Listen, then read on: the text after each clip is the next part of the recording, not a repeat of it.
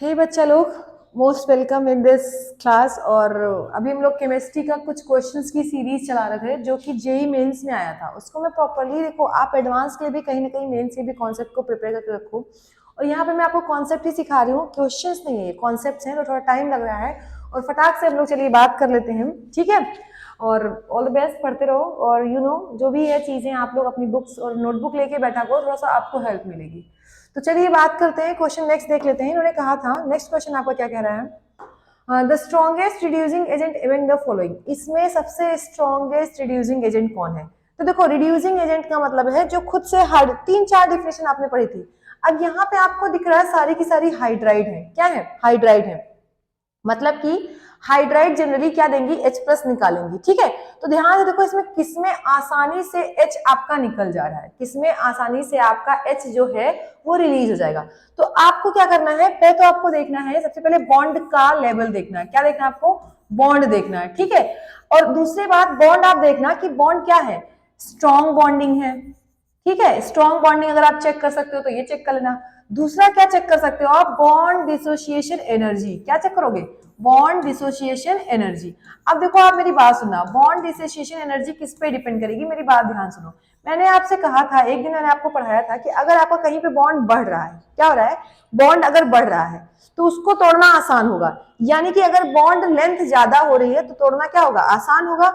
लेकिन अगर bond length छोटी है तो तोड़ना उसको क्या होगा? थोड़ा सा आप आसानी से तोड़ नहीं पाओगे, ज्यादा एनर्जी खर्चा करनी पड़ेगी। तो यहाँ पे देखो, सबसे पहले बॉन्ड लेंथ किसकी ज्यादा है और किसको तोड़ने के लिए कम एनर्जी लग रही है। मतलब कि अगर लेस एनर्जी है, क्या है, लेस एनर्जी लग रही है, कम एनर्जी लग रही है, तो याद रखना वो आसानी से क्या करेगा? H को निकाल देगा। और H निकालने का मतलब है खुद H प्लस किसी दूसरे को देगा, या H प्लस या H माइनस जो भी देगा, और क्या कराएगा? रिडक्शन। तो ध्यान से देखो, इन्होंने पूछा स्ट्रॉन्गेस्ट रिड्यूसिंग। अब आपको पता है सबसे पहला ऑप्शन अमोनिया नहीं होगा। क्यों? अमोनिया में आपने पहले ही पढ़ रखा था, इसमें क्या होती थी? हाइड्रोजन बॉन्डिंग, याद होगी आपको, सही। दूसरा देख लेते हैं, अमोनिया के बाद फॉस्फोरस वाला कॉन्सेप्ट है।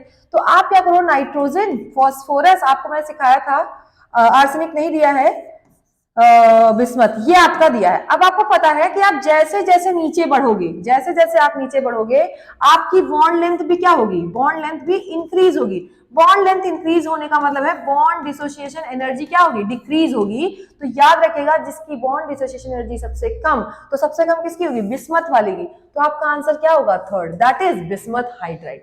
ठीक है, बिल्कुल बेसिक, ये आपका कुछ नहीं, पीरियोडिक टेबल के लेवल से ऑर्डर था, ठीक है। आप बहुत लंबा सोच जाते हो, बहुत टफ सोचते हो, बट ये था पीरियोडिक टेबल से, तो आप लगा सकते थे, ठीक है। चलिए नेक्स्ट बात करते हैं, which of the following compound show colour due to d transition. तो देखो, पहले मेरी बात ध्यान सुनना। आप लोगों ने देखा कि ये सारे के सारे एलिमेंट आपके डी ब्लॉक के ही हैं। क्या है? डी ब्लॉक के ही एलिमेंट है। आपको तो लग रहा होगा नहीं भैया सब लोग शो करेंगे, बट मेरी बात ध्यान सुनो। जब कभी भी आपसे डी ट्रांजिशन की बात करें तो आपको चेक करना है अनपेयर्ड इलेक्ट्रॉन। क्या चेक करना है? Unpaired electron. अब आ जाओ, आप अनपेयर्ड इलेक्ट्रॉन चेक करते हैं। पहले कॉपर सल्फेट, कॉपर सल्फेट आपने पढ़ रखा है। कॉपर सल्फेट यानी कि कॉपर प्लस 2 स्टेट में, किसमें? Copper plus 2। आपको पता है इसका जब आप करोगे ना इलेक्ट्रॉनिक कॉन्फ़िगरेशन, तो 3d9 और 4s 0, यही तो होता है। 9 का मतलब इसमें क्या है? अनपेयर्ड इलेक्ट्रॉन प्रेजेंट है। अब बात करते हैं क्रोमियम की, तो क्रोमियम किसमें है? +6 स्टेट में। +6 मतलब आपका 3d क्या हो जाएगा? 0, खाली हो जाएगा। चेक करके देख लो आप पूरा, इसमें भी क्रोमियम की कहानी अनपेयर्ड नहीं होगी। Mn यहाँ पे +7 में है, तो यहाँ भी कहानी क्या होगी? अलग होगी।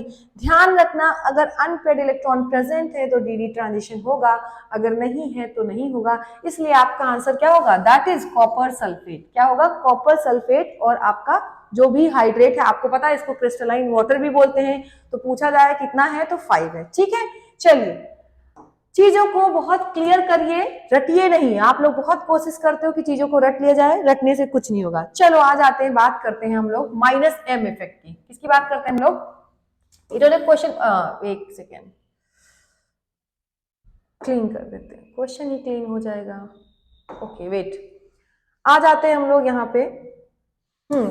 चलो इरेज नहीं कर सकते, अरे यार कोई बात नहीं, चलो देख लेते हैं यहीं पे। इन्होंने कहा है कि इसमें मेटा डायरेक्टिंग ग्रुप का ऑर्डर बताना है। तो पहले बात ध्यान सुना, वो भी क्या? Meta directing group. आपने पढ़ा था, अगर आपने पढ़ा हो मेटा डायरेक्टिंग ग्रुप, तो आपने पढ़ा था जनरली जो होते हैं मेटा डायरेक्टिंग ग्रुप, वो आपको पता होना चाहिए क्या कहते हैं, एराइल ग्रुप के साथ, क्या एराइल ग्रुप के साथ क्या हो, जो उसको डीएक्टिवेट करें, क्या करें, डीएक्टिवेट, ये आपको याद था, डीएक्टिवेट करें। और डीएक्टिवेट वही करेगा जो इलेक्ट्रॉन को अपनी तरफ क्या करेगा, खींच लेगा, यानी कि जो इलेक्ट्रॉन को अपनी तरफ खींचेगा, इसका मतलब है, खींचने का मतलब है इलेक्ट्रॉन विथड्रॉइंग ग्रुप, क्या होना चाहिए, इलेक्ट्रॉन विथड्रॉइंग ग्रुप। तो अब यहाँ पे आप ध्यान से देखो, सारे के सारे इलेक्ट्रॉन विथड्रॉइंग ग्रुप दिए हैं।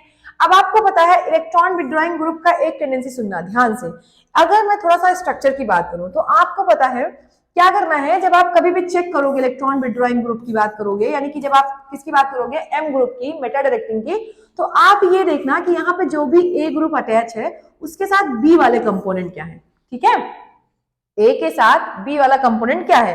तो आप ध्यान से देखो, अगर एक चीज याद रखना, अगर बी वाला क्या है आपका, मोर इलेक्ट्रोनेगेटिव, क्या है, मोर इलेक्ट्रोनेगेटिव, मैं लिख दे रही हूं, आप इस बात को समझो और बहुत आसानी से अप्लाई करो, तो आपका याद रखना वो उतना ही अच्छा क्या होगा, मेटा डायरेक्टिंग ग्रुप, ठीक है। चलो आ जाते हैं, पहला एग्जांपल, इसी बात को यहां देखते हैं, यहां पे हम लोग देखते हैं NO2, है ना, ध्यान से देखो, ए आपका क्या है, N है, सही है, O2 आपका क्या है, ऑक्सीजन।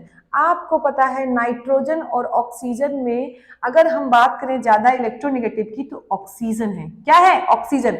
और जो लोग ऐसे होते हैं वो -m इफेक्ट शो करते हैं, ये आपने पढ़ रखा होगा, ठीक है।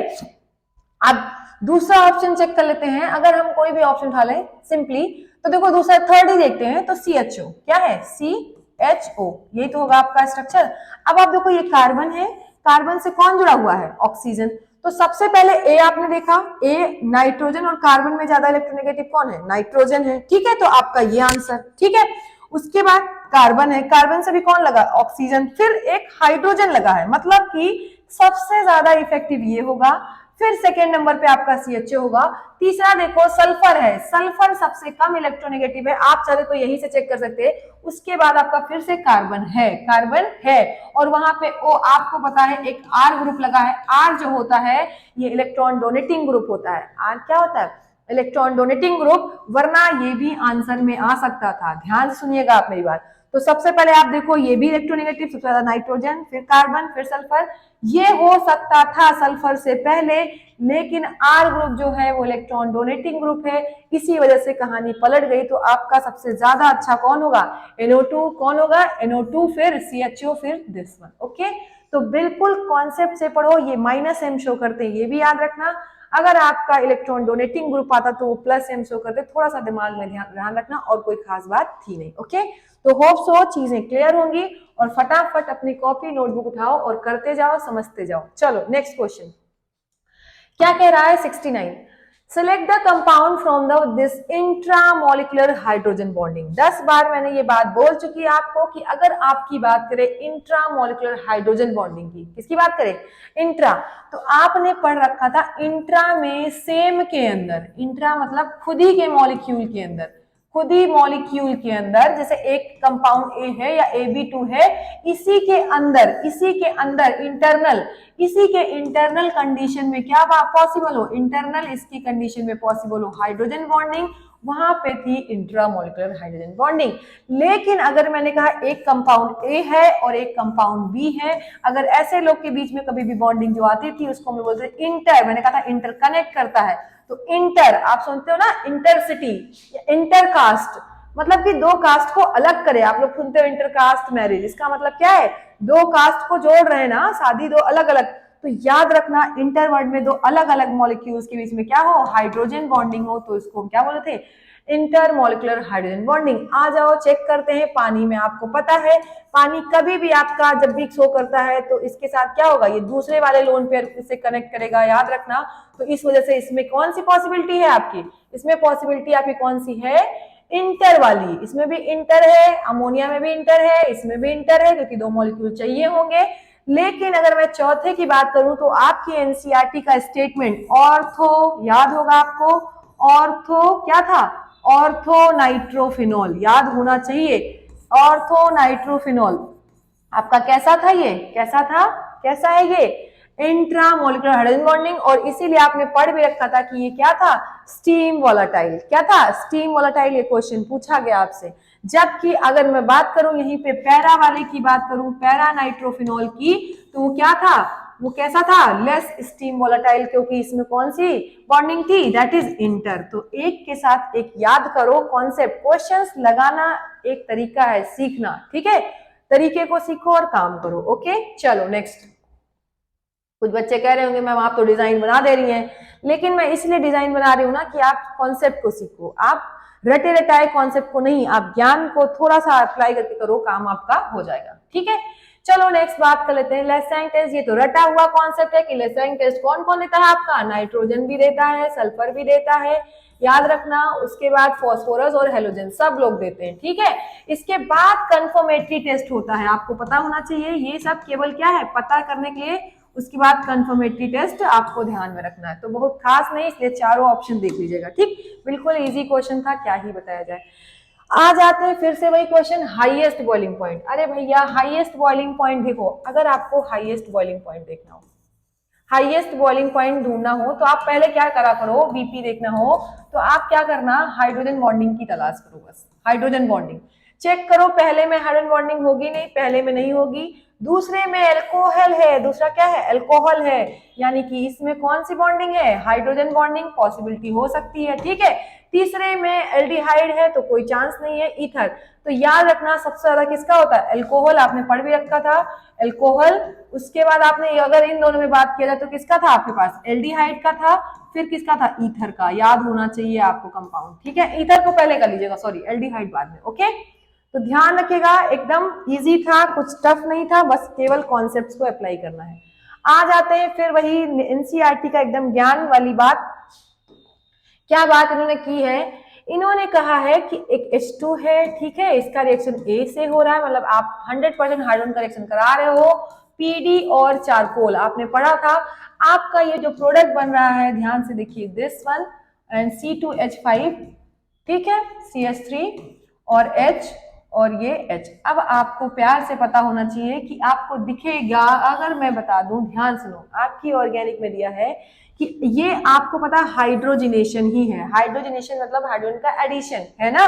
लेकिन आपने पढ़ा होगा अगर पैलेडियम और चारकोल के साथ ये होता है तो इसको शायद आप लोग लेंडलार कैटलिस्ट बोलते थे, याद होना चाहिए, लेंडलार कैटलिस्ट, ठीक है, लेंडलार कैटलिस्ट। और ये हमेशा सिस प्रोडक्ट बनाता था, क्या बनाता था, सिस, कैसा प्रोडक्ट, सिस। लेकिन अगर सेम प्रोडक्ट बनेगा, सेम प्रोडक्ट बनेगा जब ट्रांस, अगर आपने किसका यूज किया है, सोडियम और लिक्विड अमोनिया का, सोडियम और लिक्विड किसका यूज किया, अमोनिया आ जाए, सेम सब कुछ सेम, ये भी रिएक्टेंट भी आपका सेम है और प्रोडक्ट भी आपका सेम है, बस क्या हो जाना चाहिए, ट्रांस, क्या हो जाएगा, ट्रांस। तो चलो आ जाओ ऑप्शन चेक करते हैं, ये कहानी थी। ऑप्शन चेक करो आप, पहले ध्यान से देखो, आपको पता है हाइड्रोजन ऐड हुआ है, मतलब यही दोनों हाइड्रोजन ऐड हुआ है, बात खत्म है। तो आप इन दोनों को हटा दो, उल्टा सोचो, इन दोनों को हटा दो तो ट्रिपल बॉन्ड। तो अब चेक करके देखो ए क्या होगा आपका, देखो मैं बता रही हूँ, CH3 C ट्रिपल बॉन्ड, ठीक है, C और C2H5, नाम कर लेते हैं, नामकरण करो। 2 पे क्या है, आइन है, 2 आइन है ना, देखो कितने कार्बन है, 1 2 3 4 5, 5 कार्बन है, तो 2 पेंटाइन होना चाहिए। देखो 2 पेंटाइन ऑप्शन और भी है, थर्ड ऑप्शन भी चेक कर लेते हैं। लेकिन बाद में बोला है कि यही वापस रिएक्ट करता है किसके साथ, लिक्विड अमोनिया के साथ, तो बी प्रोडक्ट देता है। तो बी तो भी बताया था ना मैंने कि ये क्या देगा, ट्रांस प्रोडक्ट, क्या देगा, ट्रांस। तो ट्रांस वाला प्रोडक्ट बनेगा, यानी कि ट्रांस 2 ब्यूटीन, इसी में आपका आंसर है। तो क्योंकि इसमें तो सिस है तो ये गलत हो गया, यानी कि आपका आंसर क्या जाएगा, ए हो जाएगा। तो याद रखना कि लिंडलार कैटलिस्ट सिस प्रोडक्ट देता है, जबकि sodium in liquid ammonia same addition of hydrogen on alkyne gives trans product. तो इतनी बातें आपको क्लियर होंगी, ऑल द बेस्ट, और पढ़ते रहो, बहुत कम मैं क्वेश्चंस ला रही हूँ ताकि आप थोड़ा प्रैक्टिस करो लेकिन चीजों को सीखो। So all the best, bye bye, take care.